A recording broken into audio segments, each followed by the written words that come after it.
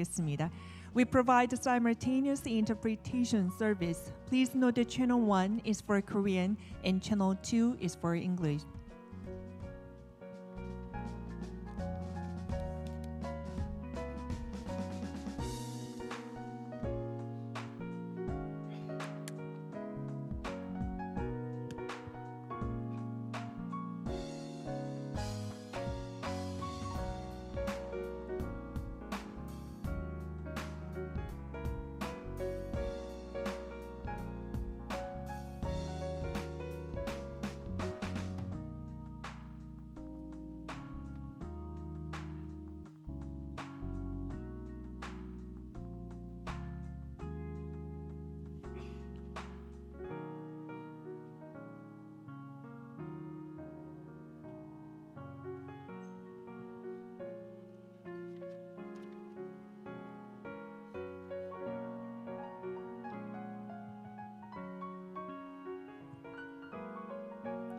네, 이른 아침에 이렇게 와주셔서 너무나 감사합니다. 혹시 뒤쪽에 앉아 계신 분들 앞쪽으로 또 자리를 채워 앉아주시면 대단히 감사하겠습니다. 아직 앞자리가 많이 비어있는 관계로 지금 입장하신 분들 앞쪽에 자리 많이 남아 있습니다. 앞쪽부터 채워 앉아주시면 대단히 감사하겠습니다.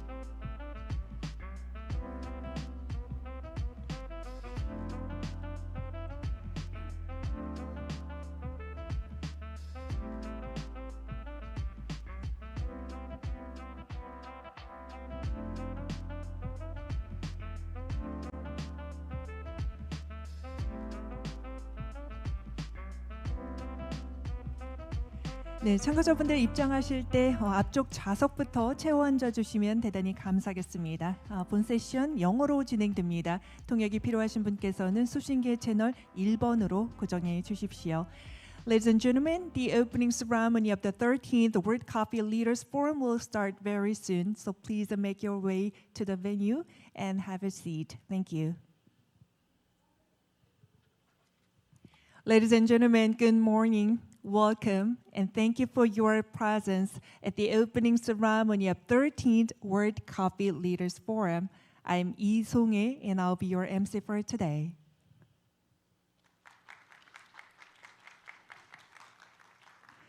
It's a great honor and pleasure to have you here for such a meaningful and a wonderful event. This year, World Coffee Leaders Forum will bring the theme, Designing Diversity in a Coffee Industry, as you can see on the stage. In the rapidly changing era, we will discover how diversity fuels innovation and creativity. So I hope you have a valuable and fruitful time throughout this forum. To kick off today's event, I'd like to invite Mr. Danny Shin, the chair of Organizing Committee for the World Coffee Leaders Forum, to deliver his opening remarks. Ladies and gentlemen, please welcome Chair Danny Shin.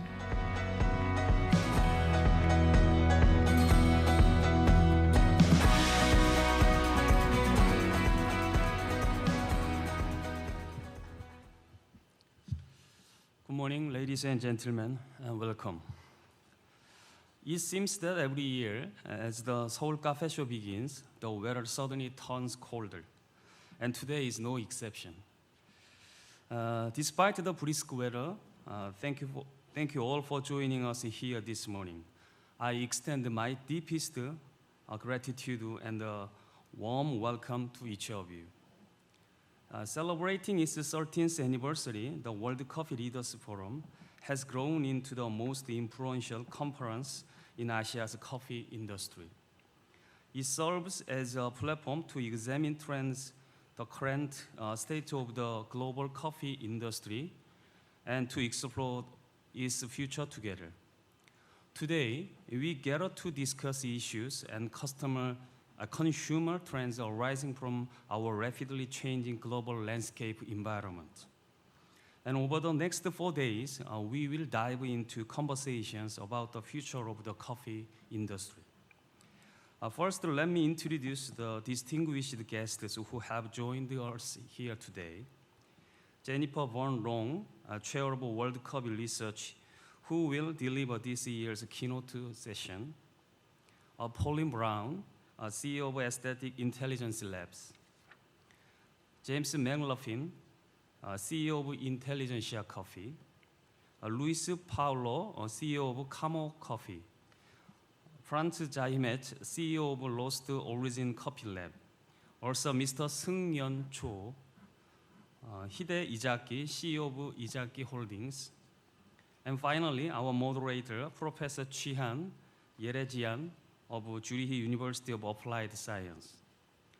Many other esteemed guests are also present, though we may not be able to introduce each one individually. We hope this forum will be an invaluable opportunity to share the rich experiences, knowledge, and visions of our all speakers. Today also marks the US presidential election, reminding us of the many rapid changes happening in the world. We face significant threat, turmoil, and conflicts brought about by climate change, regional wars, and other pressing issues. These factors are having a profound impact on resources, trade, supply chains, and consumer preferences. And our coffee industry is not exempt from these shifts.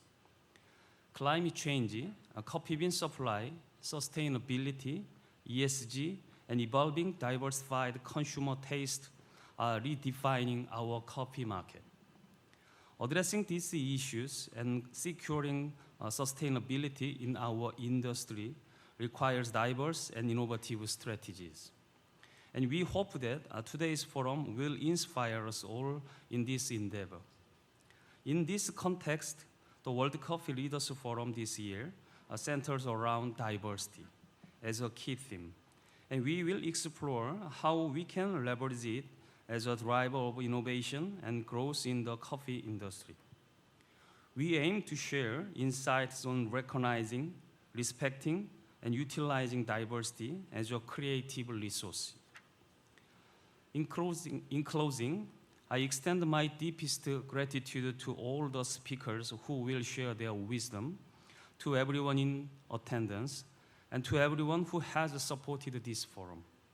We also invite you to explore the Seoul Cafe Show, held alongside this event.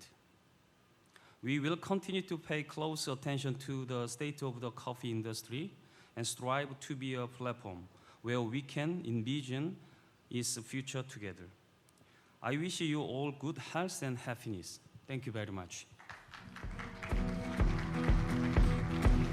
Mr. Danny Shin, the chair of Organizing Committee for the World Coffee Leaders Forum, delivered his opening remarks.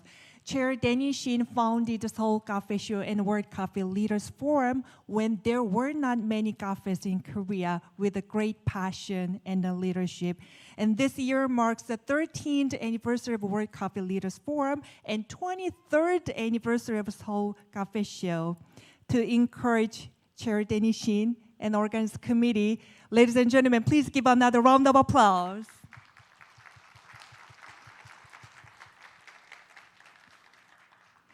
This time, let me invite Mr. Song Dae-hong, co-chair of Organizing Committee for the World Coffee Leaders Forum.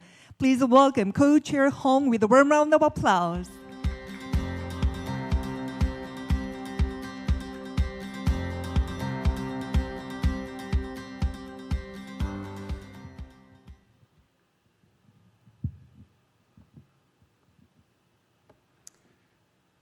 Hello, everyone.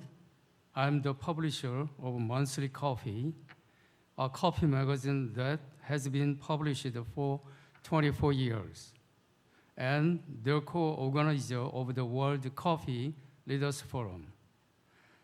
Thank you to everyone who attended the forum for the future of the coffee industry early in the morning. The coffee industry is under threat due to recent changes in the global economy. Consumption is shrinking due to global inflation and exchange rate fluctuations. In addition, the burden of rising costs has increased. Abnormal climate conditions that are changing the framework of the global economy are also threatening the coffee production base. We may face a future where it is difficult to drink a cup of coffee. The World Coffee Leaders Forum, which is celebrating its 13th anniversary this year,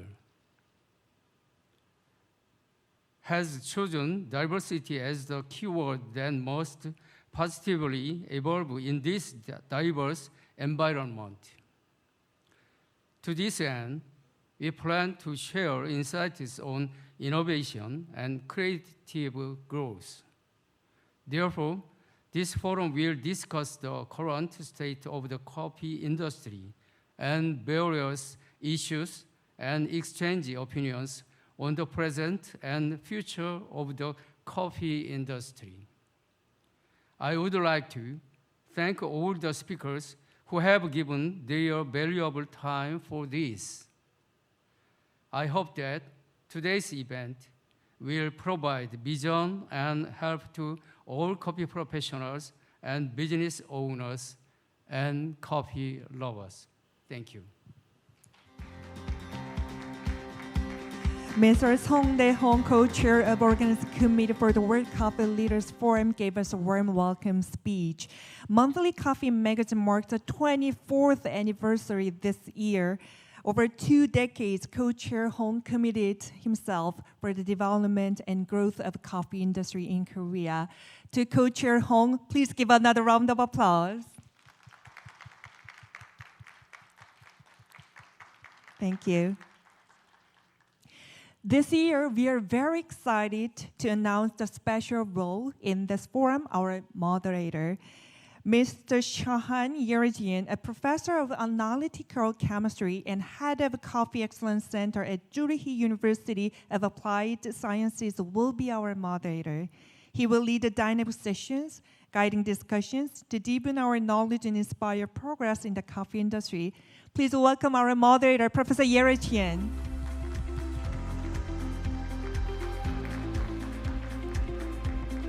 Welcome. Welcome to all our speakers. Welcome to the audience. And big thank you to the organizers. I'm very happy to be here today, coming to this fantastic country and open this 13th event on a very important subject, diversity. And in a way, when you're working coffee, you are so much naturally in the subject of diversity that you rarely think about it. Coffee really englobes all facets of our world that we are in. And it has all forms of diversity in it. In fact, diversity is woven into our DNA as coffee people. We live it without realizing it.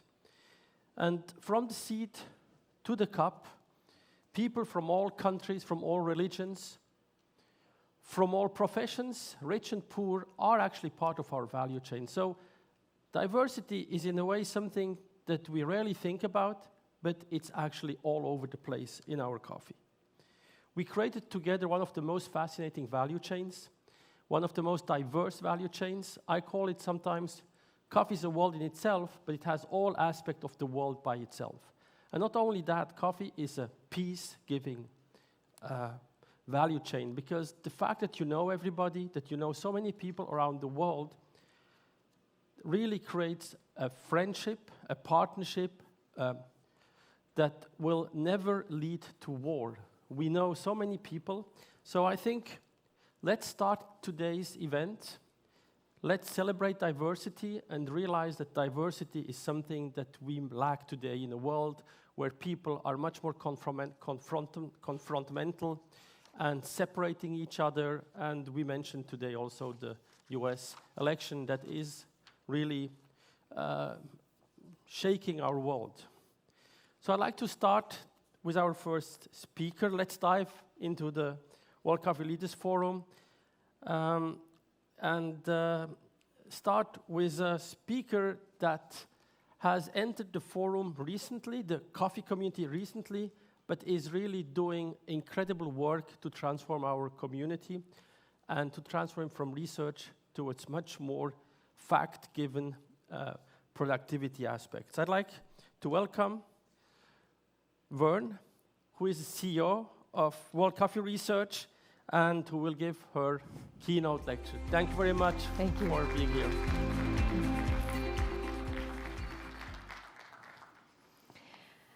Thank you, Chahan. It is wonderful to be here today to share with you a conversation about diversity and how we can protect diversity, but also benefit as a community from embracing our diversity to achieve the goals that we have together. Today, we'll be talking about diversity of the environment, diversity of business, and diversity of culture. And these elements together are what make coffee tremendously powerful and strong, not just for ourselves, but for the communities that we touch who depend on us, both for a functional cup of coffee in the morning and for the experience that they achieve in a coffee shop with their friends. Today, I will be talking about this world of diversity and how it affects the future of coffee and how we can harness it. My name is Vern Long. I'm the CEO of World Coffee Research. We are an industry organization that comes together because we all care about the future of coffee. From small companies to large multinationals, all of these coffee companies have come together, including two companies, Terra Rosa and Coffee Libre, both here in Korea, who are joining this global initiative of more than 190 companies across 30 countries who realize that we must work together on some of the world's biggest challenges.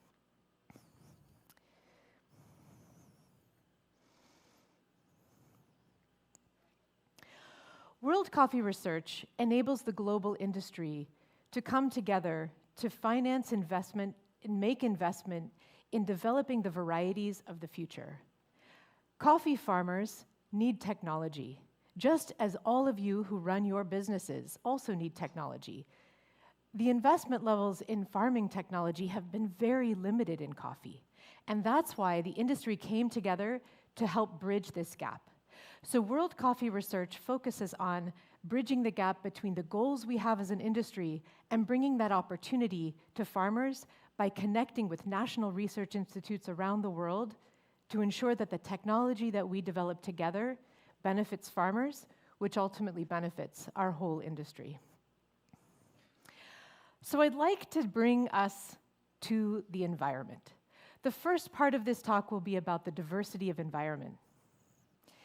In order to truly enjoy and appreciate what coffee brings us, I thought I would bring a coffee plantation to you.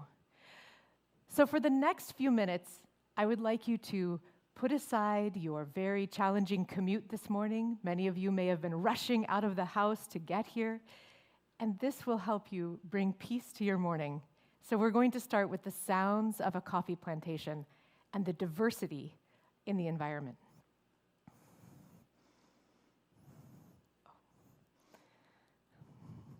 Can my friends in the back help me? Thank you.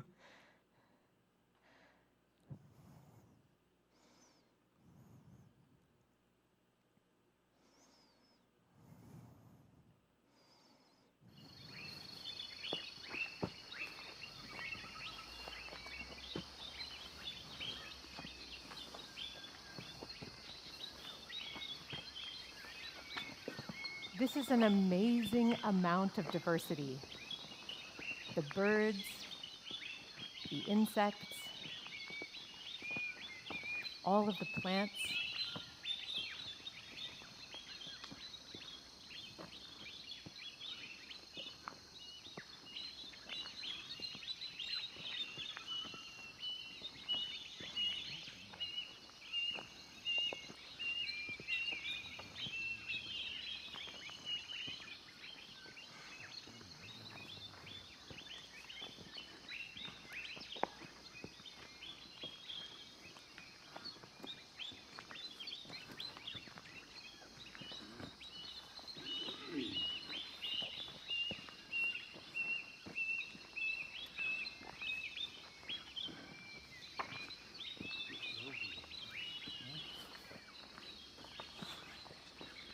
So the next morning that you have your cup of coffee, you can think about this plantation and how peaceful it is.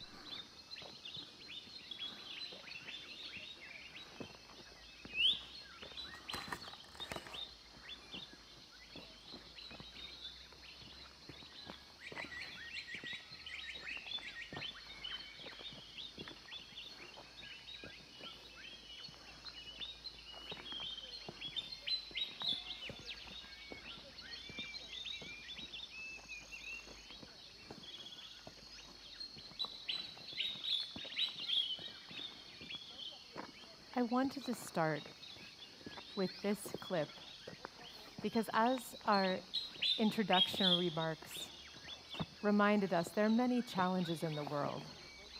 But we in coffee, your businesses that buy coffee, are supporting this environment to thrive. Your business enables farmers and these birds and these insects to thrive because they have a business. And we're in this together.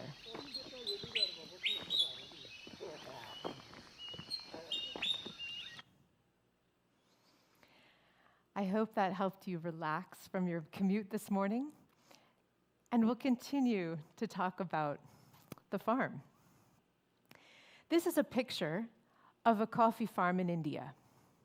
You can see the incredible diversity of plants in this. I already showed you the insects, or I helped you listen to the insects and the birds and the life that's normal and routine on a coffee farm. This image for a farmer, what a farmer sees is not just plant diversity, but diversity of revenue streams. Just as many of you have businesses where you have multiple channels and multiple revenue streams, this picture to a farmer is an indication of revenue streams. You'll see that there are coffee trees in the front, of course, the obvious revenue stream, but you'll see these images of the vines growing up the trunks, that's black pepper. And so for a farmer, they can increase the diversity of their production environment. It's not causing a problem for the coffee. It actually increases the number of crops that the farmer can grow. And if they have a very wet environment, they can find cardamom, a different spice that they can grow in their farm. Diversity of agriculture is very common around the world, the bringing together of many commodities into a production system, which creates, of course, habitats for animals, but also creates revenue streams, diversity of revenue streams for farmers, which is really important for their long-term productivity and profitability. And bringing together many plants in an ecosystem helps all of them thrive.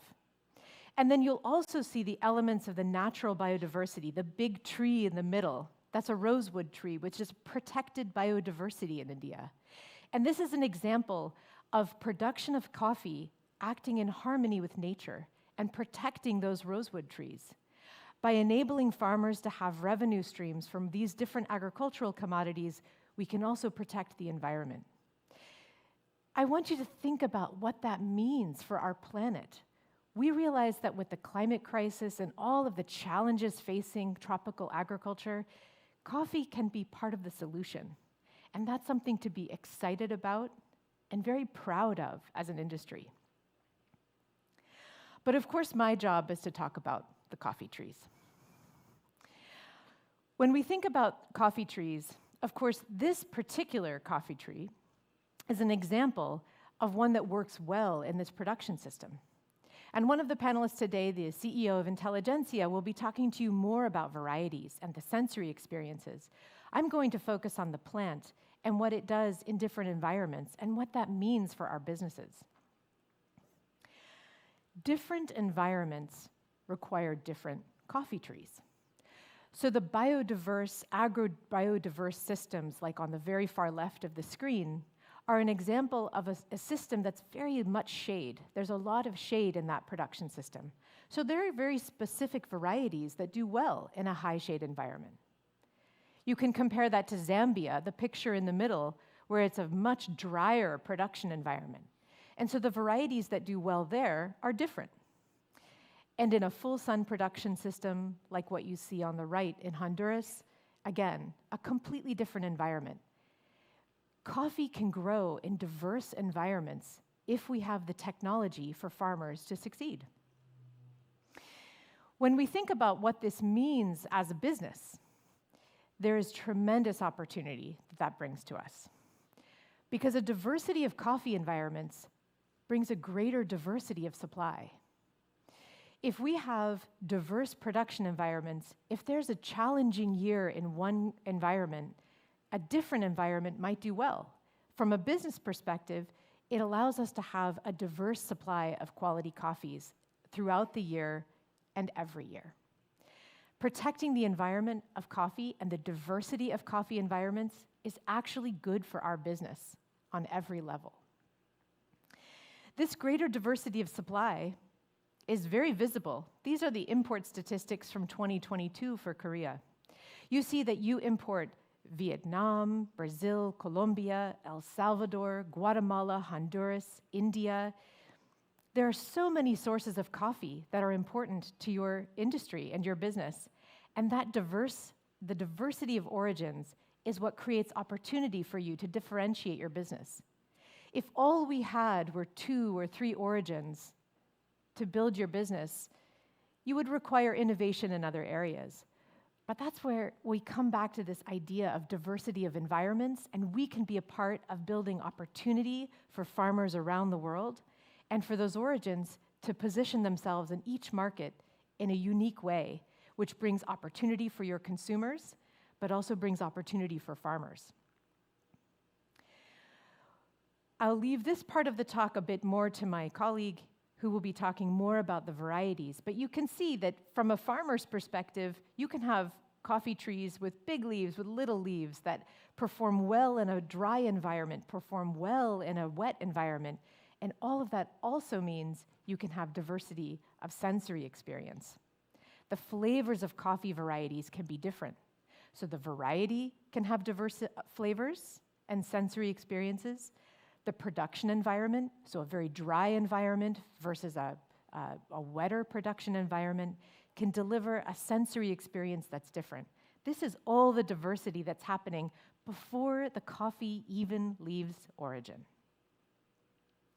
This diversity of supply and this diversity of sensory experiences brings greater diversity and opportunity to business. World coffee research companies are very different. We are across 30 countries around the globe, and our member companies all have a unique product that they want to bring to their customers. And there are some issues when it comes to the challenges facing coffee that by working together and harnessing this diversity, not just of the environment, but also as an industry working together, we can tackle some of these big challenges together. Yet we bring unique individual innovations to our customers.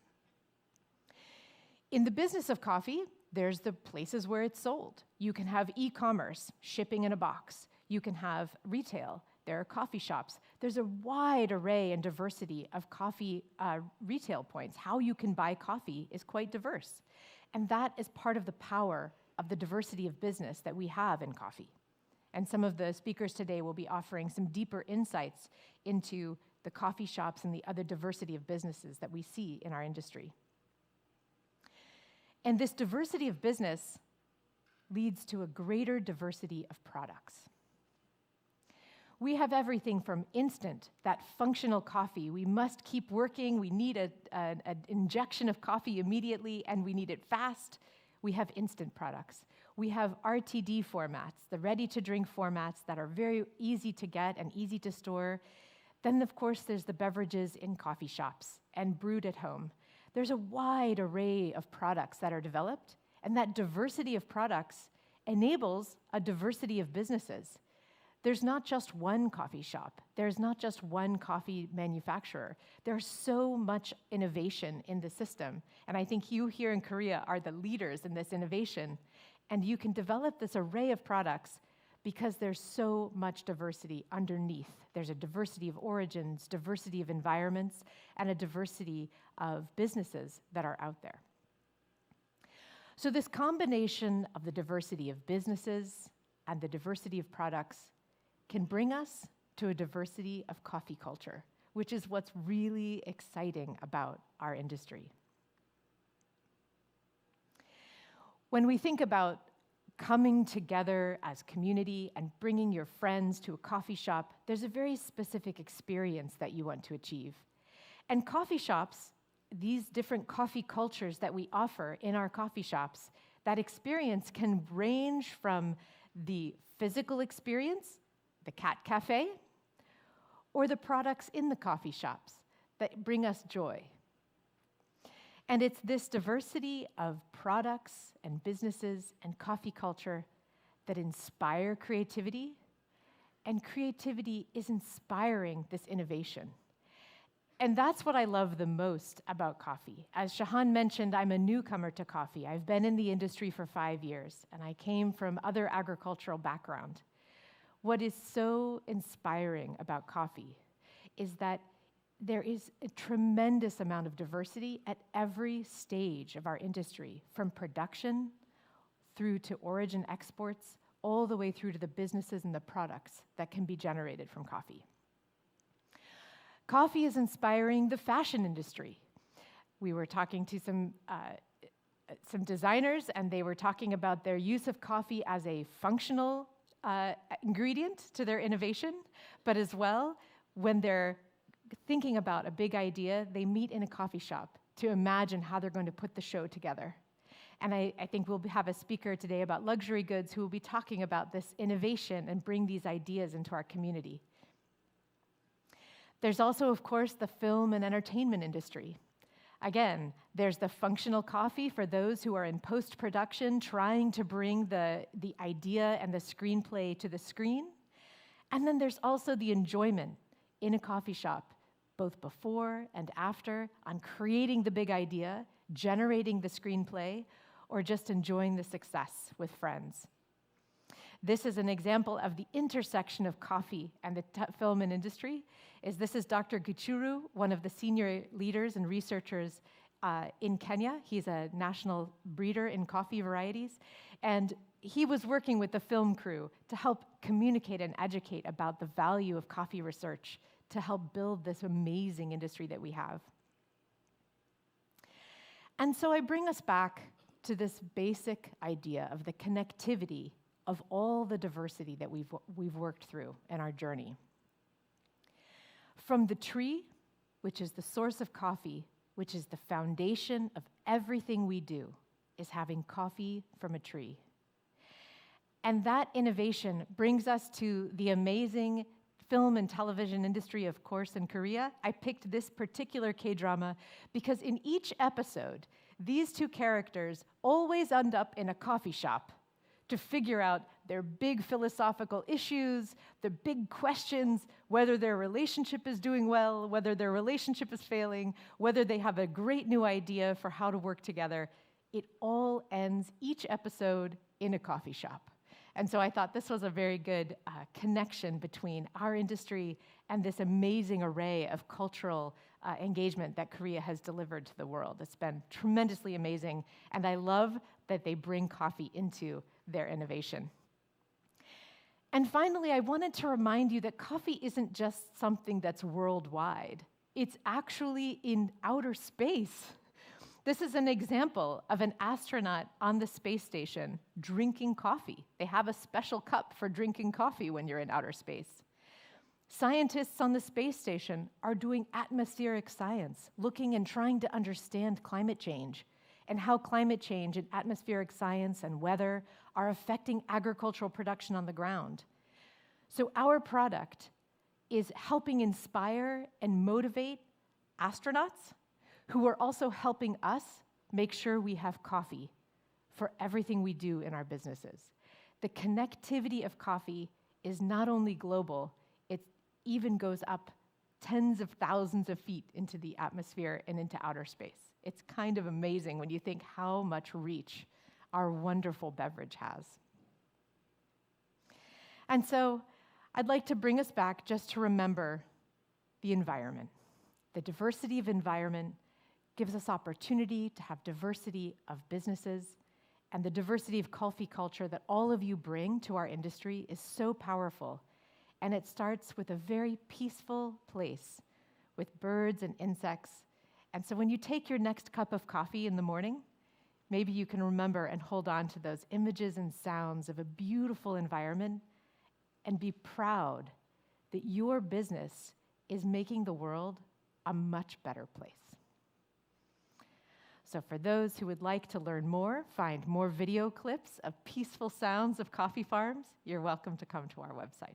Thank you so much.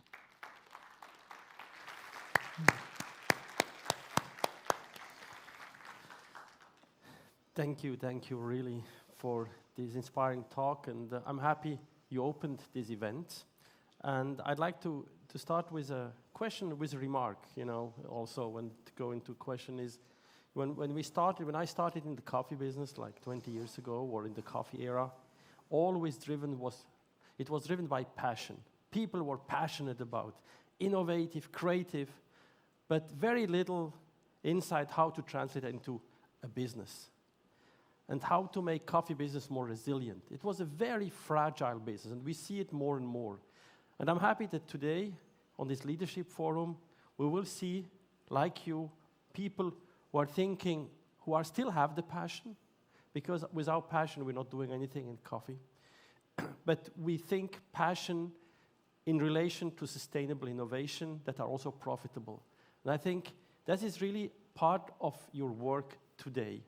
And my question is, how strong is now in this transformation from passion into profitable innovation, also the human factor, because coffee is such a diverse field that you have to be able to talk to so many people, because translation into productive innovation doesn't happen by brute force. It has to happen together. Mm-hmm. How do you see the human factor, how this communication aspect in really making a profitable transformation? Mm-hmm.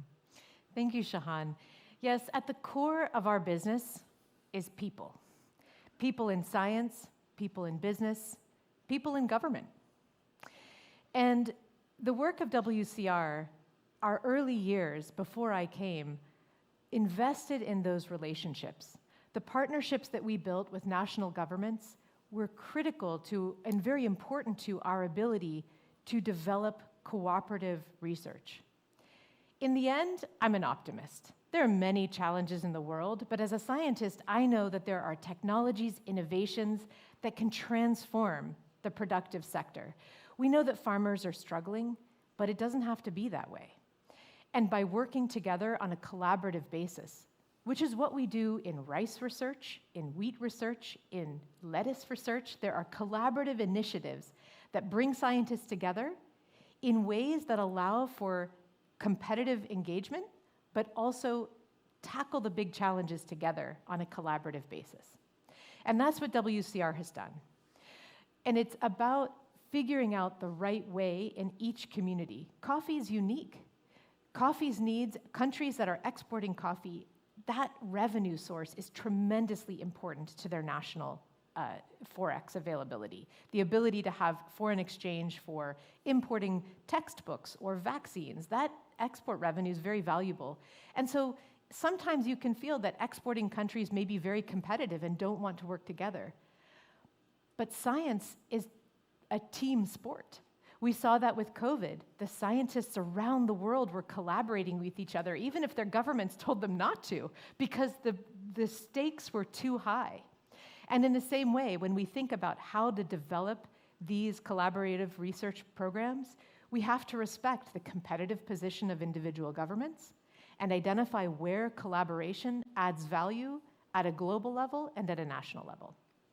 And so I appreciate that you brought this question up, because we often talk about the competitiveness in the business side, so the roasters, the importers, but there's also competition happening in producing countries, but we must transcend that, because the challenges of the 21st century are enormous, and the relationships that we've developed with governments have shown us that they too are willing and open to collaborate towards these higher goals. And so we're really excited to say that in 2022, we launched a global Arabica coffee breeding program, which is similar to the models used in maize and wheat and rice that ensure that the world has food security. We're using some of the very same techniques and methods that every other commodity in the world uses. We're bringing those tools into coffee, and that's going to be transformative, but also allow individual countries to develop varieties for their farmers, make them more productive and profitable, and improve the efficiency of the use of resources in their countries. Because in the end, we do have limited resources in the 21st century, and we need agriculture to be more nature positive, reduce emissions, and be more efficient, and bring value to farmers. And in the end, it comes back to people and connection. Thanks. Thank you, Vern. I'd like now to give also to the audience the opportunity to ask questions, if there are questions to Vern, and it's an opportunity, profit. Ask her questions. She will really shape the future of an important part of our industry.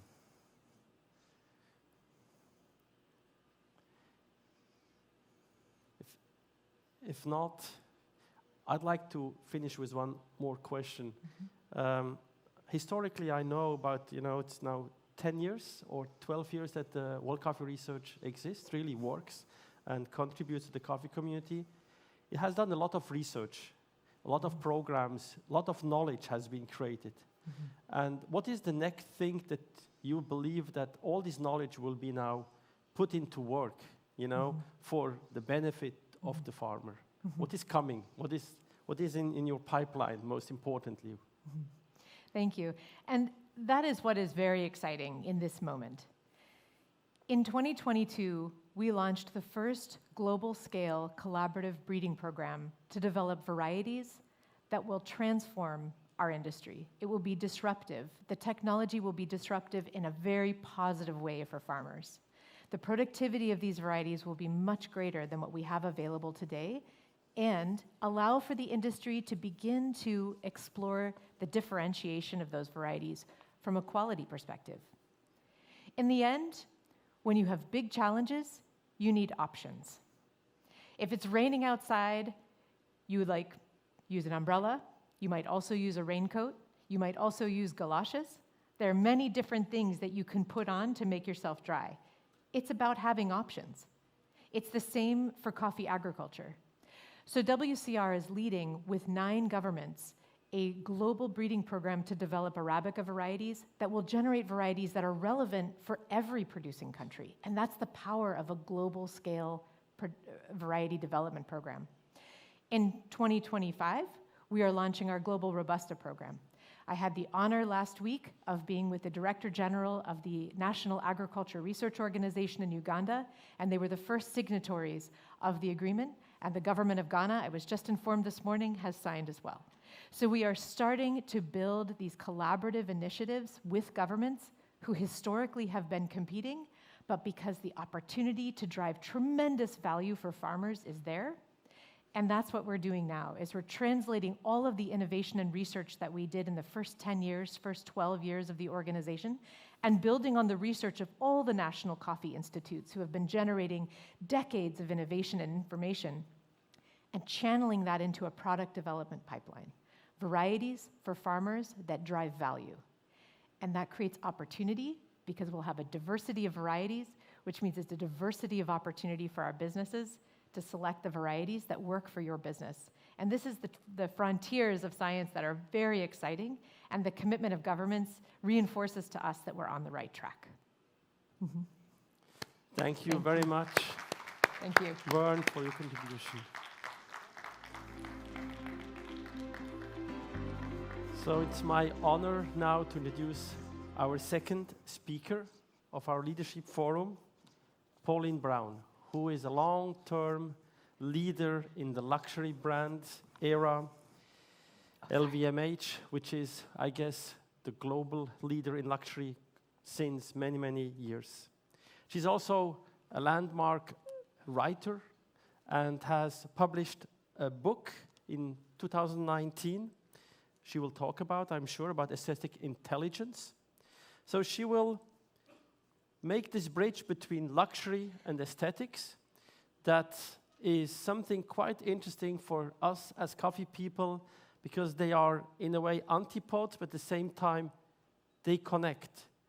She's also a lecturer at different big schools, at Harvard School and other major US universities. So I'm very happy to welcome Pauline today on the stage to give her speech.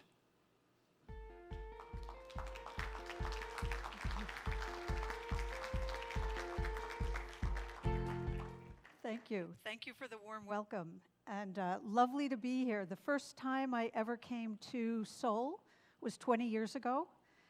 And as somebody who has studied the topic of aesthetics, I must say you Koreans, have come a long way in 20 years in your own aesthetic intelligence.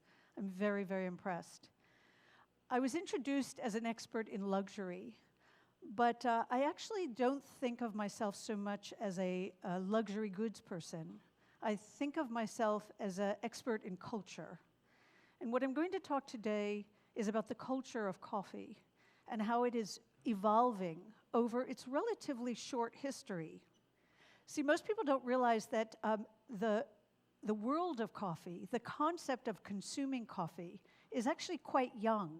It only started in Europe about 500 years ago, which, if that sounds like a long time, compared to, say, wine is about 6,000 years old. Humans have been drinking some form of alcoholic beverage for 6,000 years. They've only been consuming wine for about 500. And here in Korea, it's only about 100 years. So this is a very, very young industry. And I think it's still in the stage where it is evolving from what we think of as a commodity to an experience. And so today I want to talk about what is the experience and how does an industry, how does a business, how does a brand really transform from what it starts at, which is often, in this case, the commodity of a coffee bean.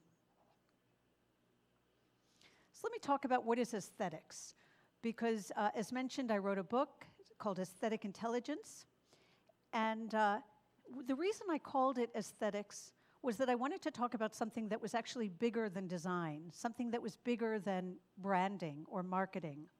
And so I spent a lot of time really thinking about what is the definition of aesthetics. Let me start by saying, contrary to what most people think, it really has very little to do with beauty. It can be beautiful, an aesthetic experience often is beautiful, but the definition of aesthetics is not beauty. The word aesthetics actually comes from a Greek word called aesthetikos. And in Greek, that word aesthetikos means perception of the senses. It's a perception of inner feeling. So another word that we use in English that is related to the word aesthetics is an anesthesiologist. The job of an anesthesiologist, a type of doctor who gives you pain medication, is to numb your senses so when you go into surgery, you don't feel pain. And the job of an aesthete, a person with very high aesthetic intelligence, is to arouse your senses so that you can feel great pleasure. So when I talk about aesthetics, I'm really talking about this feeling, this sensation of pleasure. So when I mentioned a moment ago that aesthetics is actually much bigger than beauty, and by that I mean it isn't just about visual elegance. We live in a very visual society, but visual is really only one of the many aspects. Oftentimes when people talk about the senses, they think about 5 senses. They think about the sense of taste, the sense of smell or touch or hearing. Did you know that we actually as humans have more than 20 senses? And some scientists think we have well over 30. They're still studying the senses. So for example, there's a sensation that we all have when we know that our body temperature feels warm or that we're cold. That's actually a sensation. There's another sensation that has to do with the coordination of different body parts or of understanding your distance and your space from other people. So senses are much more complex than simply the 5 that we often talk about. But the reason I talk about this in the context of aesthetics is a great aesthetic experience typically arouses and appeals to many more than one of those senses, even if only one of them is what we recognize. So when you're drinking a cup of coffee, you might start by saying, ooh, tastes good.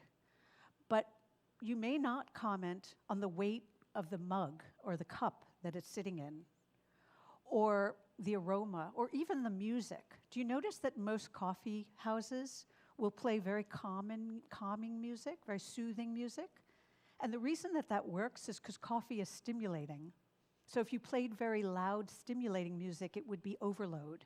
So the balance between the sound and the taste or the flavor is part of that aesthetic experience.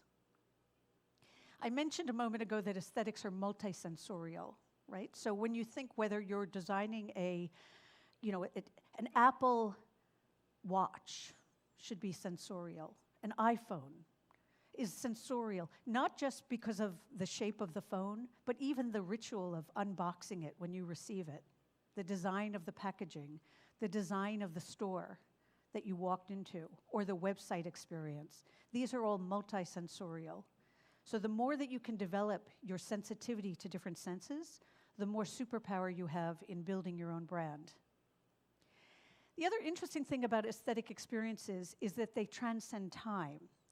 So one of the reasons that we like aesthetics, we like the aesthetics of a good coffee cup or of a Michelin-starred restaurant meal, is that we remember it. And if you can remember things, and if you can create anticipation, you've actually extended the value perception of an aesthetic experience.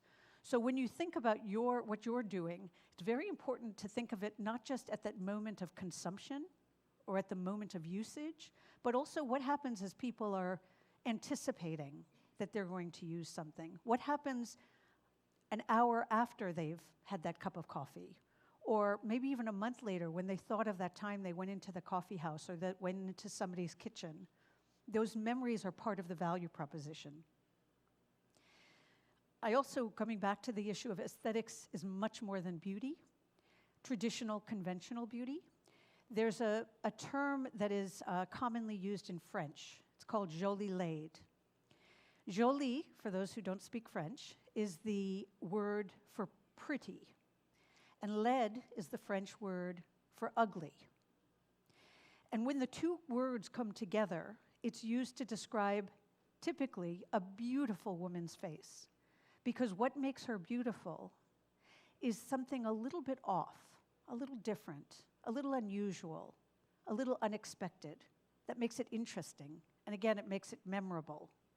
And the reason I think this is relevant for you in this business is that coffee in and of itself is sort of a version of joli laid. The first time everybody drinks coffee, whether they're a child or a teenager or a young adult, they typically don't enjoy it. It's bitter, it's acidic, it's unusual, it's what we call in English an acquired taste. But the reason that we come back, even though we might not particularly enjoy it the first time, is because it is interesting and desirable on some level. So other examples of joli laid in the business world, I remember when I first came out with my book, it was on the same day that Elon Musk was announcing the launch or the upcoming launch of the Cybertruck. And there was a lot of fanfare around this. And while I was on my press circuit, one reporter asked me what I thought of the aesthetics of the Cybertruck. And I said, without thinking too much, I think it is the ugliest car I've seen since the AMC Gremlin, which, by the way, in history is considered the ugliest car design of all time. I think, and to this day, I think that the Cybertruck is a very ugly car. But the reason that's important is because it's also incredibly popular. Because if you're in the streets of New York or California, maybe increasingly here as well, and you see a Cybertruck, you have to look. And you are so struck by how different it is and how notable. So that is an example of joli laid. So what is aesthetic intelligence? Because I just described quite a bit what aesthetics is, this idea of the senses. We all are driven toward aesthetic experiences. But what is this concept of intelligence? Well, in a word, it's what we call in English taste, right? You don't have to be creative or artistic to have very high aesthetic intelligence. You have to be discriminating. You have to have a good eye, or a perfumer has a very good nose. A sommelier in the wine world has a very good sense of the textures of wine and the colors of wine, right? So what I think of aesthetic intelligence, it's really an ability to recreate good aesthetic experiences for other people, right? So it's one thing to enjoy it, it's another thing to create it. And people who have very high aesthetic intelligence in business or in design or even in personal life are people who do things with a certain style that others respond to. One question I get asked quite often is, well, why are your tastes so different? And is there even such a thing as aesthetic taste? Or isn't it just subjective? What one person likes could be very different than what other people like. And the way I answer that is, number one, no, there's no such thing as, no singular aesthetic taste. There is as much taste, sort of like there's no singular example of a good personality. Some people are drawn to certain personalities, and other people are drawn to other personalities, right? That is very personal. But there is such a thing as bad taste. Just like there is such a thing as a bad personality. There are certain people that are just unpleasant, and very few people are going to be drawn to those kind of people. So an example in the aesthetic arena is, if you think of music, there are some people who love classical music. There are some people who love K-pop. There are some people who love country music or rap, hip-hop. And I never want to advocate for there being a higher form of music. I think they're all good examples. But within all of those genres, there's good taste and there's bad taste. So if I think of classical music, you can play it to perfection, like Mozart, or you can make a lot of mistakes. You can get the beat wrong. You can combine the wrong instruments. It won't sound good, even to people who love that kind of music. And similarly, if I walked by a construction zone and I heard a jackhammer, a really loud, clanging noise in my ear, I wouldn't say, and I don't think any of you would say, this is like music to my ears.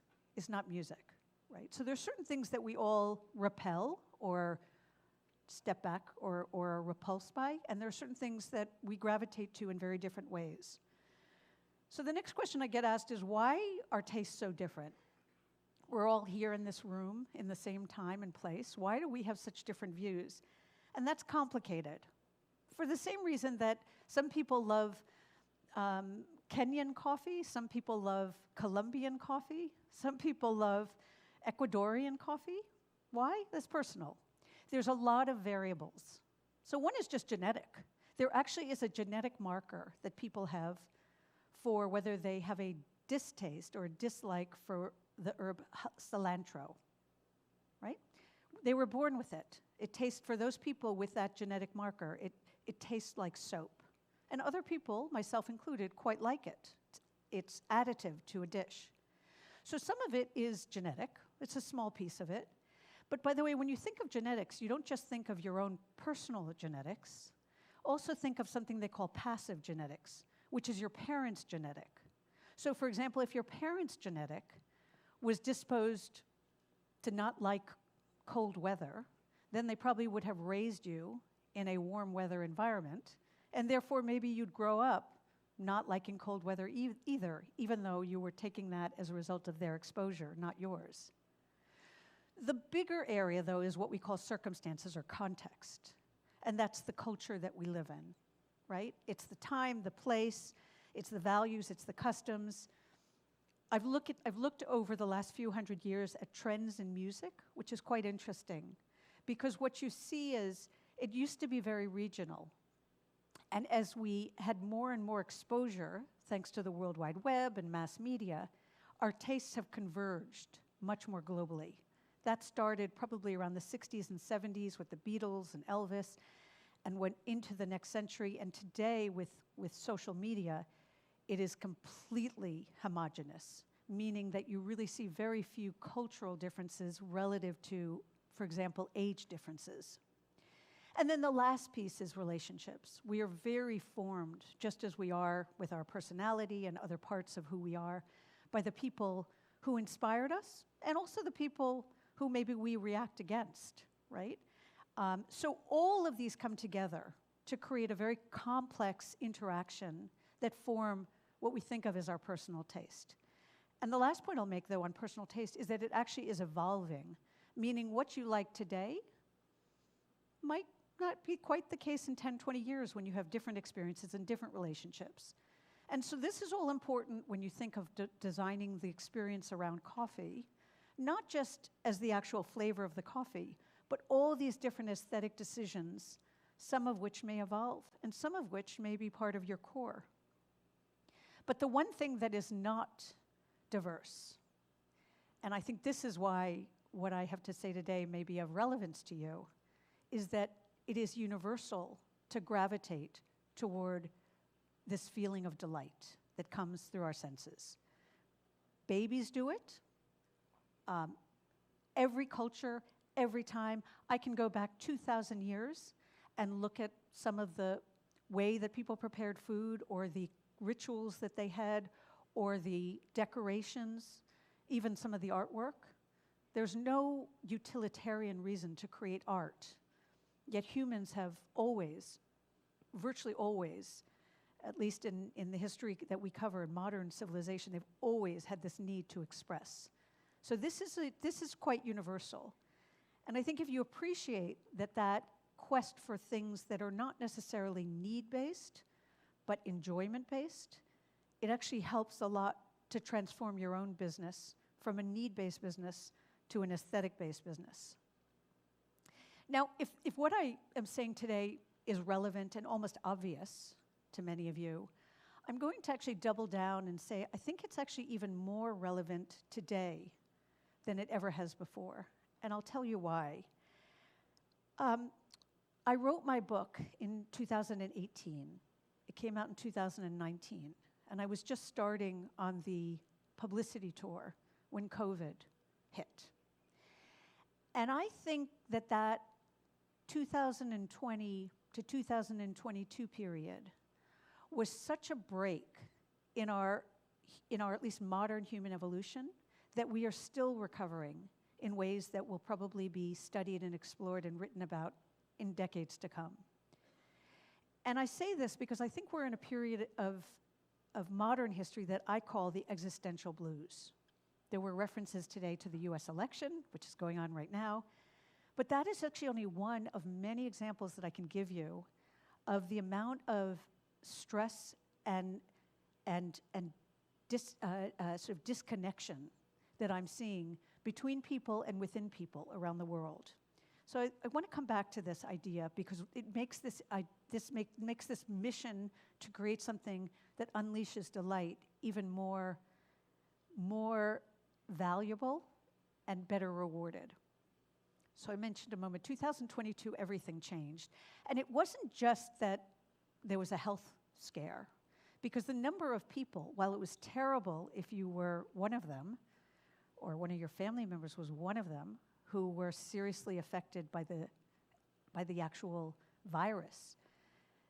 But this is the only time that I can imagine, I think the only time in human history where every person on the planet was affected in some way or another, right?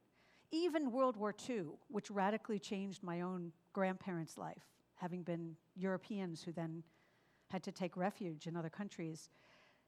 Even then, if I were a Maasai tribe in Africa, it wouldn't have affected my life. I don't even know if I would have known without mass media that it was happening. So this was one incident where everybody on the planet, in one way or another, was affected. How our kids were educated, how we showed our face, whether we masked up or not. The fact that even the supply chain in our local stores was disrupted, right? How we worked and how we continue to work, which is quite different today than just 5-6 years ago. And mental health issues, by the way, really spiked around the world. This happens to be a US study that showed that during the height of the pandemic, or the height of the sort of latter stages, that about over 40% of American adults had said they had some form of anxiety or depression. Now, it has leveled down, but it has not leveled, not even close to where it was pre-pandemic. And we were already on edge. This was happening before. Some of it was because people are, distrusting of the big institutions. They're watching the stock market. They don't know on any given day where their wealth stands. There's political polarization, not just in the US, but we saw Brexit in England. We've seen far-right movements in many pockets of Europe, of other parts of Europe. We've seen like this polarization, and I'd call tribalization, that's quite powerful and quite scary. And then while all this is going on, we're reading about what's happening with the climate. And what's interesting about the climate issues is 10 years ago, 20 years ago, they were writing about global warming. This is not new. But when they were writing about it, they were always talking about things like the polar bears, or we're going to, have a species that might go extinct, right? It was about extinction of certain species or native habitats. But all of a sudden, I was in New York about a year and a half ago. This is a view of New York. This is not an issue of the Arctic anymore. Everybody saw what happened this last week in Valencia, Spain. They've never had mudslides like that. The kind of droughts that we see in California or Australia and the wildfires, the extreme weather has now come to our backyard. So we can no longer say this is just an issue for nature or for the Arctic, right? This is an issue for all of us, and it's quite clear. And then about 2 years ago, AI came of age. The AI, not aesthetic intelligence, which I call the other AI. And this all of a sudden wasn't just a cool technological advancement. This was like, maybe it's going to create extinction of our own species. Maybe we're going to be overtaken. Maybe it's going to mean no jobs. And it created a whole new level of stress, the uncertainty of it, but also the enormity of it. And of course, if all of that wasn't stressful enough, the fact that we see it every day on our phone, in our pocket, we cannot get away. right? And we don't even know what news sources to trust, but we are addicted, right? So this is actually exacerbating this whole stressful environment that I'm describing. So when you ask yourself, how are you really, right, with all of those things coming together in a short period of time in the same way, all of a sudden I say, well, that's why we need to come back to this idea of delight. Because if you're a company that is just selling stuff, which is so many companies out there, right? Whether you're just selling another coffee machine or you're just selling another bag of coffee beans, you know what? There's going to be someone else who sells it cheaper, faster, easier. There's no winning. And so we have to really think about what business we're in. And if you're in the business of selling something that is transporting people, that is not just appealing to them because of what they're, oh, I have to go to the store to buy coffee, or I need a cup of coffee, but I'm looking for something that is tapping into my aspirations, my dreams. That is what an aesthetic business does. And so I think the question for all of you is what are you doing to delight your customers? And this is true in B2B too. This is not just a matter of consumers. Because even in service business, and some of my clients, I've lectured for banks, and I've lectured in insurance, and I've lectured in technology. At the end of the day, if a human is making a buying decision, they are still led by emotion, whether they admit it or not. So let's start with this idea that they say on average, it varies obviously by industry, but on average about 85 to 90% of the reason that somebody makes one decision over another has to do with how it makes them feel. They might justify it with cost-benefit analysis. Can I afford it? Is it going to last a long time? All the rational considerations. They'll justify a decision, but they're driven to the decision by some emotion. And yet, most businesses are still thinking way too much about analytics. In fact, I went to the Wharton Business School in the 1990s, and I was a marketing major. And marketing at Wharton in the 90s meant marketing analytics, big data. It was all about reducing consumer and other types of customer decision-making processes into a science. And I think it was only years later, after I had experiences in very emotionally driven companies, well before I was at LVMH, I worked at Estee Lauder, and I realized in those industries, of course they're emotionally driven. There's no reason to buy this red lipstick over this red lipstick if it doesn't appeal to you on some other level. But more and more I'm seeing every company is following that trajectory. So the question is often comes up, well, how do you tap into people's emotions, their positive emotions, their sensations, but also their dreams, right? Their dreams and their desires. And I always think it comes down to two things, very simple. Not simple to execute, but simple to understand as a framework. So these emotions, particularly when we're talking about selling a business or a brand, it's about immersive experiences and it's about compelling stories.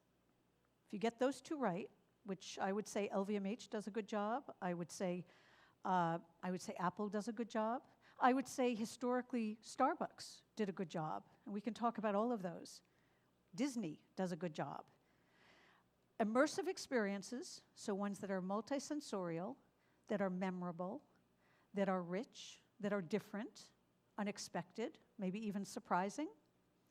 And stories that make me dream, stories that make me think, stories that make me relate. That is what lifts that human soul. And when I look at all of the best brands in the world, even though they've not measured this, they measure their growth trajectory, they measure their productivity, they measure their market share, they'll measure all those things, but I say what they're not measuring, which is really the most important one, is how deeply they resonate with their customers. And why is that important? It gives you pricing power, and this is not just for luxury. Starbucks has more pricing power than McDonald's, right? Mercedes has more pricing power than Hyundai. Genesis has more pricing power than Hyundai, and these are sister companies. And it's not only because of engineering, because a lot of the engineering that goes into Hyundai will also carry out into the Genesis brand. And it's certainly not because of functionality, because I can tell you if I drive from point A to point B to point Z, I will get there just as safely and just as quickly in a Genesis versus a Hyundai, but I might pay 3 times more. So it gives you pricing power, it gives you loyalty, it gives you attention and differentiation. It gives you a lot of marketing advantages. You don't have to spend as much for media time and because you have more demand. So I thought I'd give you a few examples of companies that do this combination of stories and experiences really well. So Nike. Nike is not selling a rubber-soled athletic footwear because if I want that, I have about 5,000 other options, and most of them within a very tight price band. What Nike has sold on the storytelling so supremely well is this idea that, and it's a very American idea, by the way, that has sort of caught on around the world, is that you are your own hero, that you can do it, that you can overcome limitations. It's very empowering. It's selling self-empowerment, actually. Coco Chanel. There are many fashion brands. And if I just wanted to buy a tweed jacket or some fake pearls, I can buy them a lot cheaper somewhere else. I'm not paying because her fake pearls are more precious than someone else's fake pearls.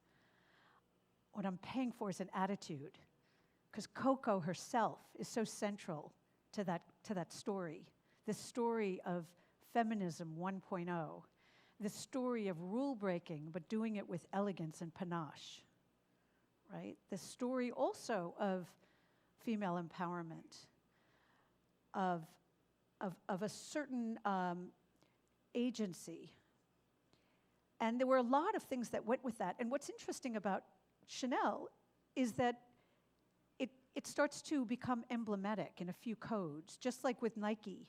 A swoosh has no value, right? There's no inherent value in a logo like a swoosh.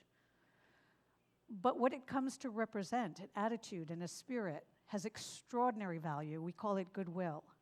And with Coco, a double C has no value. It's just 2 letters. One is backwards. But the mark of it, the symbol of it, has extraordinary brand value. These are all tied in with the story. Louis Vuitton. Louis Vuitton, there's nothing glamorous about a carpenter in the 1850s. He was a carpenter in France. He was born into a very poor family. He had the good fortune of being born at a time where the first wave of global travel was just happening, thanks to the advent of the steamship. And before the 1850s, the only reason somebody would travel anywhere overseas is if they were a conqueror, like a Viking, if they were an explorer, like Christopher Columbus, if they were a merchant, right, trading. But nobody traveled to see the world. And if you did, you certainly didn't do it in high style. And all of a sudden, when the steamship came about, and the royalty of France, and Italy, and even Russia could travel and be together, then the big innovation was that he created a trunk. Because before that, you'd put all your clothing, your very expensive, voluminous clothing, in a box, a wooden box. And that's heavy, and it doesn't protect from the elements on the sea. It's not water impenetrable. And so he came out with a trunk that was lightweight, stackable, and could protect from the water. That was his innovation.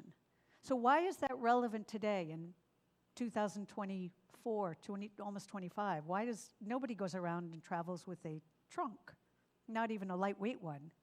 It's valuable because travel has never been more desirable. And the spirit of Louis Vuitton, the story of Louis Vuitton, is one about global adventure through the lens of this sort of European tradition. Levi Strauss, another one. The story of Levi, there's so much denim on the market.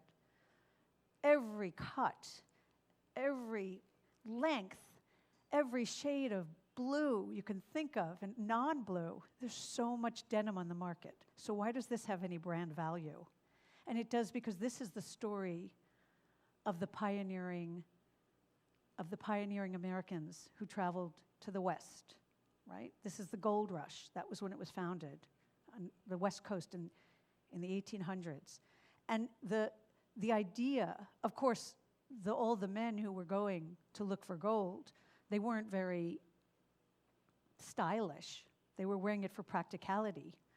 But the spirit of a pioneer and the idea of this American dream, the idea of discovery and of a new frontier, that is so much part of the Levi brand. Now, I want to also talk about experience, because I talked a lot about brands with rich stories and how that transforms them from a relatively simple business model to one that has extraordinary brand equity and value and differentiation and really a sort of insulation from competition. So Barbie could have gone the way of most kids' toys. In fact, most kids' toys are really struggling. Most brands that are built around children's toys, because the children do just like their parents want to play on game. They want to play on digital devices. And I think what Barbie did well, how they were able to convert what was a somewhat archaic concept into something that is experiential, is number one, they very cleverly came out with a movie that told the story, but told it through a modern lens, right? And it made fun of itself, which made it nostalgic instead of archaic. And this was an experience in and of itself, and obviously the results on the Barbie brand have had extraordinary carryover. And similarly, Disney. Disney's an interesting one for me because there is not a theme park that I can think of that would have started so many decades ago and that still attracts people every year, and sometimes the same people year after year after year. And they don't seem to get fatigued of the same rides and the same location. And they don't, because it's a company that innovates, but innovates within a very, very narrow frame of what is family fun through the Disney concept, the Disney idea, the Disney multisensorial experience. And Lego does this supremely well as well. Lego could have gone out of business. Most blocks that I would have grown up with are not around anymore. And if they are, it's just sort of kitschy, retro, nostalgia. And this has never been more popular because they've been able, through their parks and through their store design and through the interactivity, and even through doing collaborations with people like Pharrell Williams, to feel cool and relevant and to unleash the imagination and also the tactility. A lot of kids are not using their fingers enough. So all of a sudden, they're providing you an opportunity to actually activate your fingers. Veuve Clicquot. I mean, this is part of the LVMH group. I studied it very closely. And the problem with Veuve Clicquot is very few people, if you did a blind taste test on champagne, would know the difference. Very few people, right? And they always said, when we think of champagne, we think of a New Year's celebration or a wedding. Most people don't drink it every day the way they might drink beer. So how do we create something that's more accessible? Because if we can just get the average person to drink one more glass a year, we would more than double in size. And they started to do events because they said the experience of drinking champagne has to be broken down. We have to take that experience away from the gala and the wedding. We have to do things in the daytime, still glamorous and still aspirational, but unexpected. And this is one of the many events that they do, and they do it every year, and it actually pays for itself. Can you imagine a marketing activity that pays for itself? But this one, people buy tickets to go to the Veuve Clicquot polo event, and they don't go to watch polo. So I think the question for all of you is, what kind of experiences or stories are you telling that are transforming what business you're in away from that functional approach? The way that Starbucks did in its time. Now, Starbucks is struggling in part because, like many companies, they started doing the same thing over and over.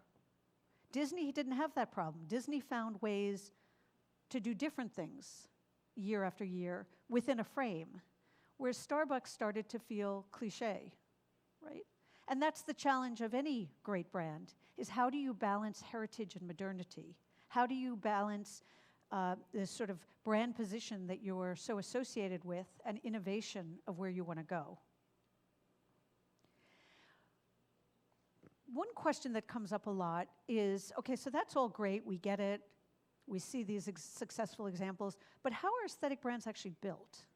Like, what happens, particularly if you're taking a company that may have to really go through a big transformation process? How do you do it?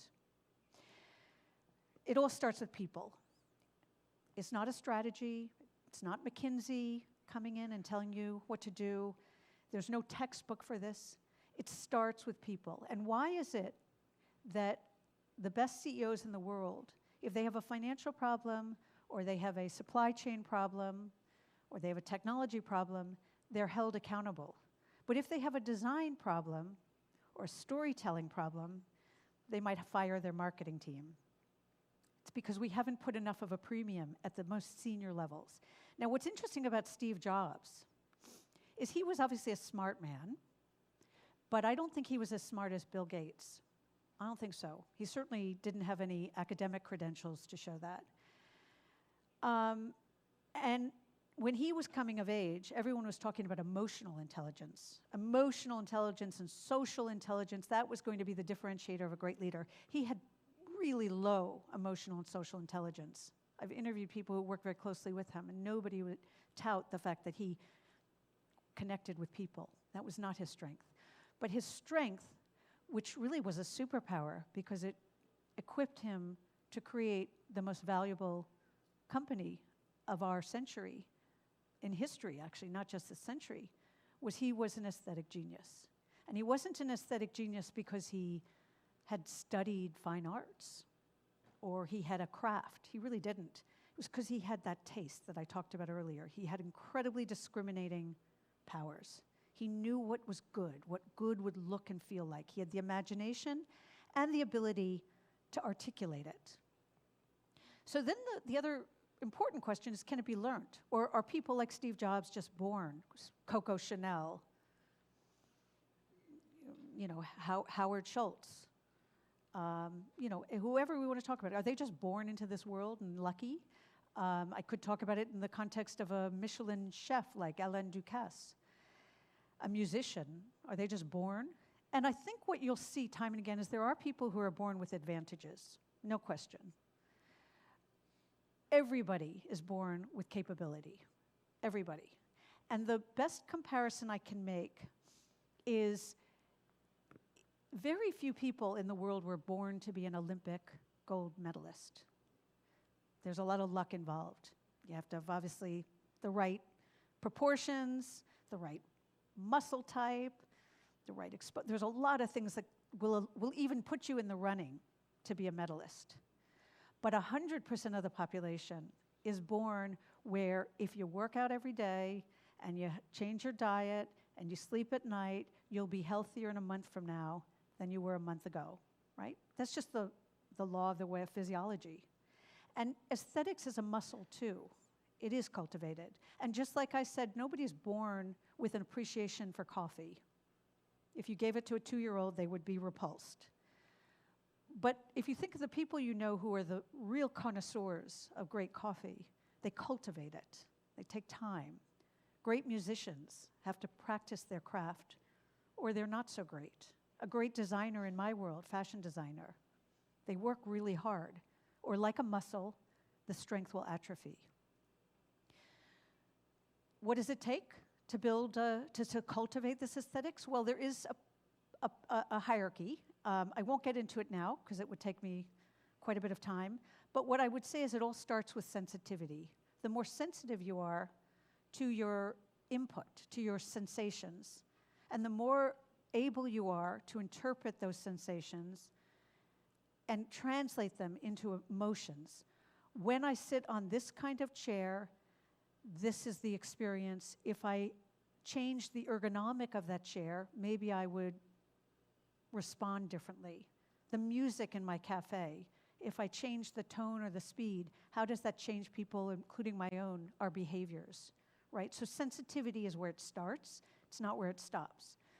If you go up the hierarchy or the pyramid, articulation is incredibly important. And why Steve Jobs was so capable and as an aesthetic genius was not because he just knew in his head what he wanted to see, but he could put it into words such that thousands of people working in his service toward his vision could execute. And most executives, I find, have a very hard time, even when they know what they want to see, to translate that into things that other people can carry out for them. So these are all very important steps. So if I were to just wrap up in the few moments we have left, and then I'll be happy to take a few questions. If you remember just a few things from what I talked about this past 40 minutes. One, don't just think about your customers' needs. Don't try to satisfy them, because if you satisfy them, you've just met their needs. But if you delight them, you've actually exceeded their needs. So think about their dreams and desires. Exceed their dreams.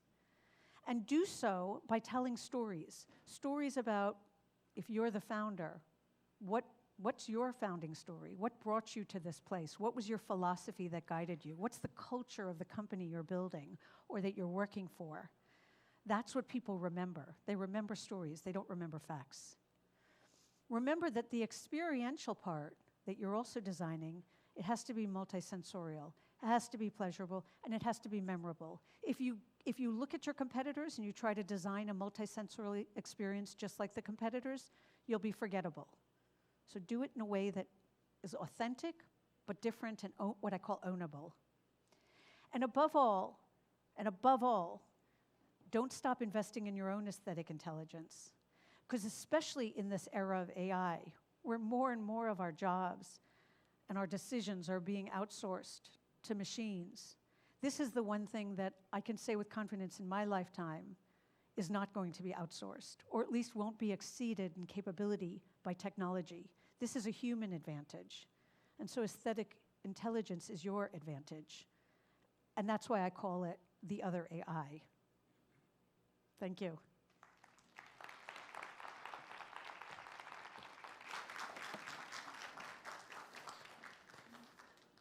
Thank you so much. It was such a rich talk, such a rich presentation.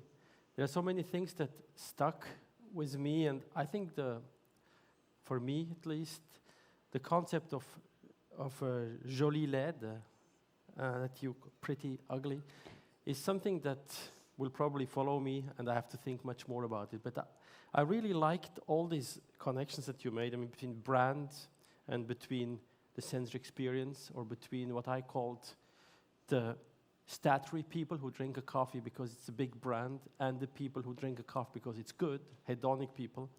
These are the things that really follow me and the coffee community a lot. So there are people, when I drink something or when in coffee, I really look whether it resonates with me. Mm-hmm.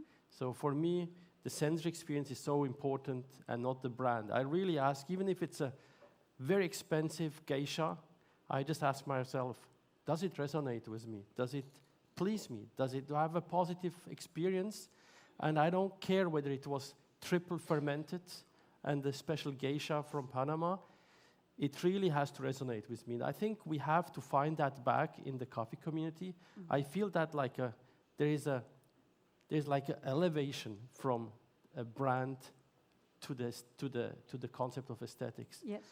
What my question is, sometimes a sensory experience is very calming, but not inspiring.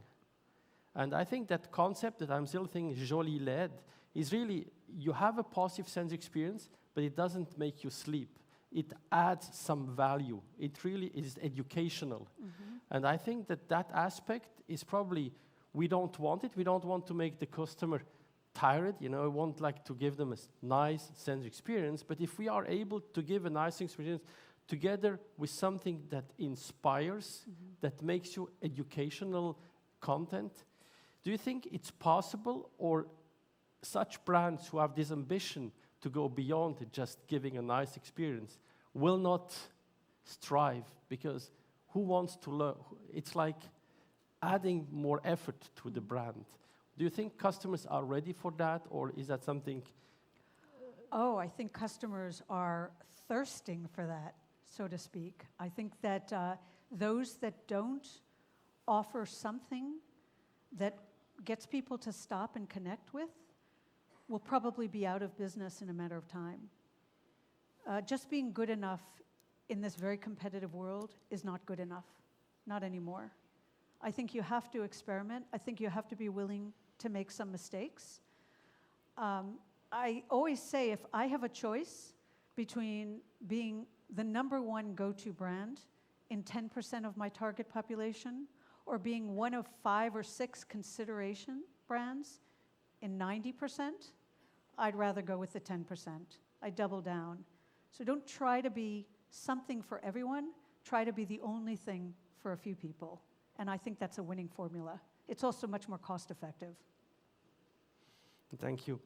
I'd like to give, we have a few more minutes. I'd like to give also opportunity to the audience to ask a question, perhaps to this very large talk. Is there a... And I have a translator if you want to ask me in Korean. Yes. Yes. Sure, from Venezuela. I don't need this. Hello.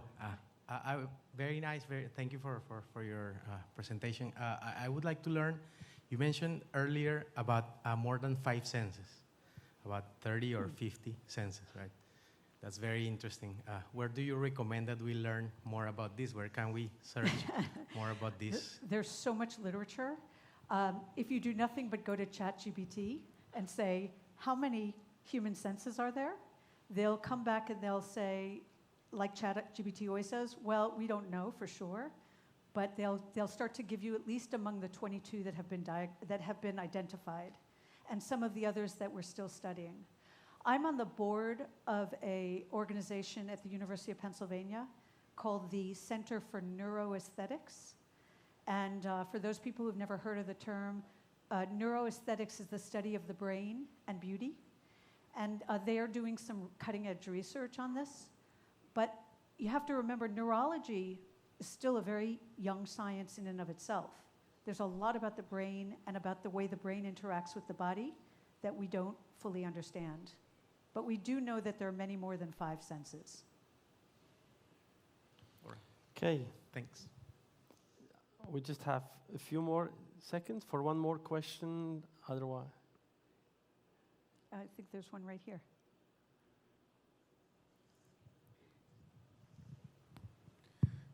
Hello. I've seen that in particular in coffee, the new trend are cold brews. The consumer is drinking more cold drinks than hot drinks. Do you think aesthetics is involved in that new trend? Because what actually you see is that the packing of these new cold drinks is very attractive. Yeah. Maybe not the content. Yeah. Do you think that that is a good example? So I think there are a few things going on there. Number one, I think that I think global warming makes coffee more of a year-round functional beverage or enjoyable beverage, because having a hot cup of coffee in months where you're having record-breaking temperatures is a lot less appealing. So I think there's a commercial motivation.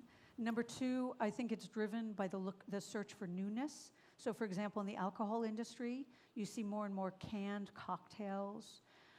You see alcohol-free wines and other spirits. I think the experimentation is what the customers are looking for.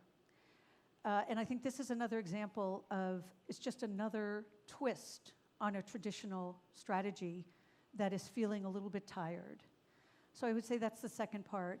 I think the third part may be also the extension on age groups. So I think if I were to guess, I don't know this for sure, that the colder drinks skew a little younger. They're easier to drink on the go. And we live very rushed lives where we're not sort of taking the time to sit and to feel it. But you know, the one thing we can say for sure, if you look at the food industry, for example, in America, the food industry, the fastest growing segments by far are ethnic foods. So people are looking for more spices, which is an example of joli laid. Spicy food is very unpleasant, but it's also very powerful and very exciting. So I think anything that you do right now that makes your product a bit different and a bit exciting and a bit new, you're going to have an audience for. Okay, I think I'm out of time. Thank you very much. Thank you so much for fantastic presentation. So I'd like to pass over to organizer. Thank you very much. This morning we had a thought-provoking and a very insightful keynote speeches. To our keynote speaker and to our moderator, please give another round of applause. Thank you. I hope you had a great time this morning. And we will have a lunch break. The afternoon session will begin at 1 p.m. So we'd like to ask you to be back by 12:50 p.m. today. So see you in the afternoon, and there will be very meaningful, insightful, inspiring speeches, presentations, and a panel discussion in the afternoon. Thank you very much. I will see you soon.